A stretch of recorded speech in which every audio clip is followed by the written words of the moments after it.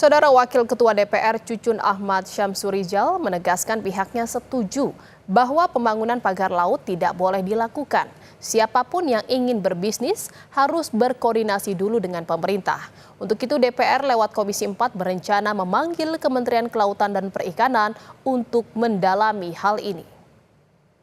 Republik ini yang punya keinginan menabrak semua regulasi yang ada. Apapun misalkan dia mau bisnis atau apapun juga, coba ikuti tata aturan yang ada di kita. Jangan sampai ingin melakukan sekarang perluasan dalam keinginan dia, tetapi tanpa terkoordinasi dengan pemerintahan. Karena ruang terbuka laut ini sudah ada Direktorat Jenderalnya. Ya sekarang yang bertanggung jawab ini KKP. Kok bisa terjadi? Makanya DPR nanti Komisi 4 pasti akan memanggil KKP.